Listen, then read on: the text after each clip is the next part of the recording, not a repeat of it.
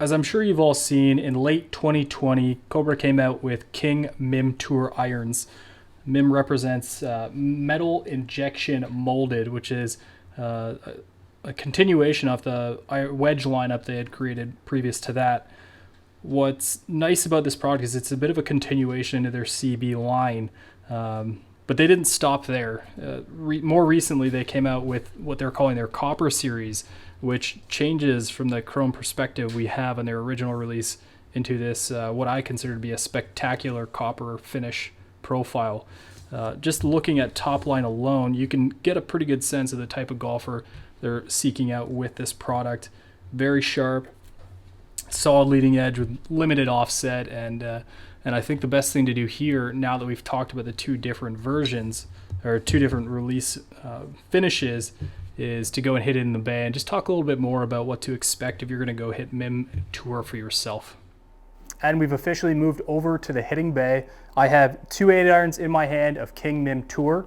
The I guess original of the series, which would be the chrome option here, which has been out for a little bit now, but more recently their copper series.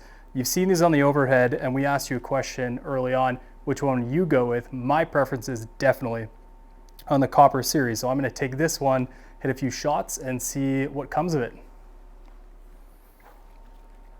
Okay, MIM Tour Irons. I have the 8-iron here. Let's hit a few and see what they're like.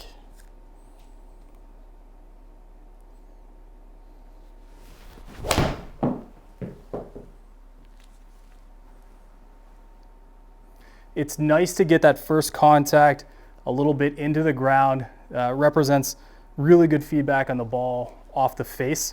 It's definitely a different perspective from Rad Speed, from King Forge Tech, which has those hollow body profiles. This is acting with that MIM, that metal injected molding, which promotes this more dense feel. They also consider it their softest irons. And I'm happy to take that to the test here, having experienced quite a few of Cobra's irons in the past.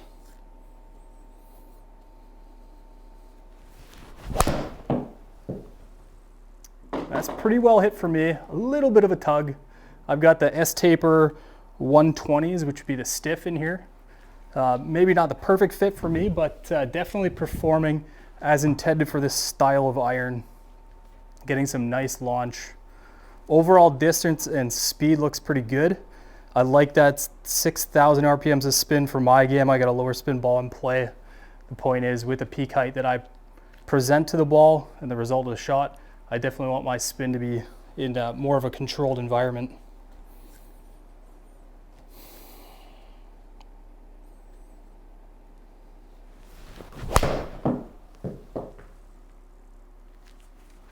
Yeah, it's another good strike for me. I really like the experience I'm getting. Not a lot of variance around the face. I think players who are seeking this kind of product are definitely looking for that consistency on strike feedback. Obviously, as you move away from the center, performance is going to go down a little bit based on the design alone, but I like that the feedback is very consistent. That's pretty telling for me. I figure we'll hit one more, see if I can put one more on the green, and then go look at the table view.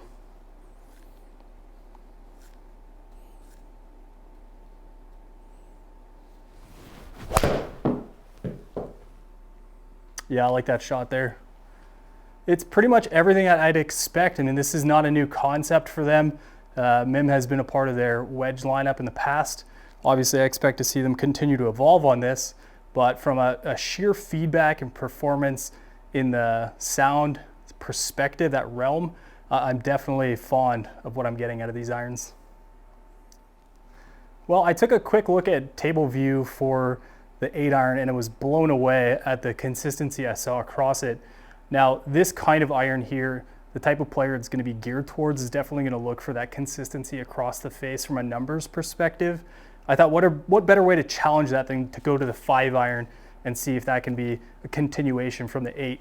So I've actually already hit one ball, no tricks here. I liked it so much, I wanted to leave it in there, and I say that because it felt incredible when I made contact. Let's see if I can recreate that a couple more times, and then we'll go to table view.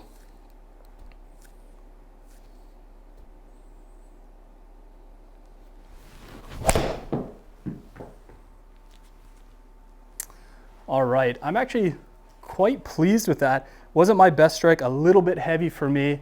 Once we do get to table, we'll see a little variance in there.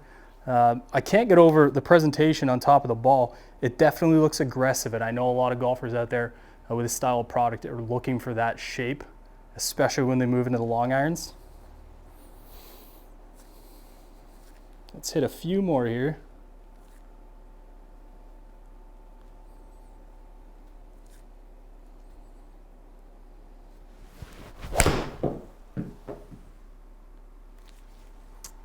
All right, short of a flag. I probably could have moved the pin back a little bit. That's okay. We are seeing a little bit of a difference, and definitely when we get into table view, we'll see the numbers, which matter more than anything. Looking at about 210 yards of carry. That's a great number for my 5-iron. And the peak height is more or less where I expect it to be. Great speed too, nearly 137 miles per hour of ball speed.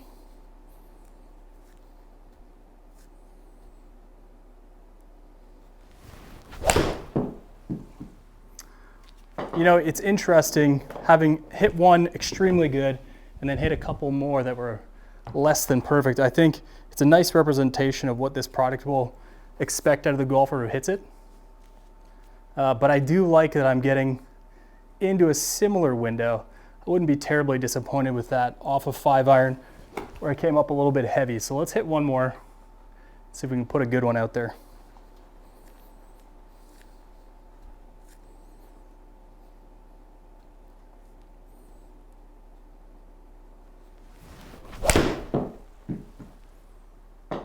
Yeah, I like that just fine. We'll let this land and head over to table view and have a little bit of chat about what we see off both the 8 and the 5-iron. Welcome to table view. As you can see, there's a lot of consistency that came off the 8-iron, as I suggested earlier on in the video. That is definitely something, as a guy who expects a lot out of his irons, that I put the similar move on it and the results are much the same. My first shot with the 8-iron was the weakest of the bunch, and everything else is very, very much in the same number, only about a yard off in carry variance. The peak was all the same. Everything is what I'm looking for. Maybe a little bit higher than what I'm typically used to, but a little couple tweaks, maybe a different shaft for me is going to put me right in that window I'm looking for. Moving into the 5-iron, I think it's important to remind ourselves that this iron is definitely one of the more challenging in Cobra's lineup. And that's represented by the one I've disabled here, which was my weakest strike of the bunch. Everything else, I'm truly impressed by the ball speed numbers, hovering right around 138 mile an hour. Great number for me, and that includes the total carry, which is in and around that 205 to 210 yard range. What I really wanted to do here was go to the compare table because it shows a standard deviation, and what that means is shot to shot in that window, how much of a change there is. As you can see, the numbers are under 1 for deviations off both ball speed and launch angle, not just with the 8-iron, which is a precision iron, but also with a long iron, which would be the 5-iron. Everything else in there showcases just how close it is. And we're looking at backspin numbers that are in the thousands, but the deviation is just over 100 and just under 200 between the two. I think that's spectacular and is a nice representation of golfers can expect exactly what they put into it with Cobra's King Mim Tour. Now, we'd love to see what you guys think. Go out and hit it for yourselves and provide us some feedback on any of our socials and on the forum.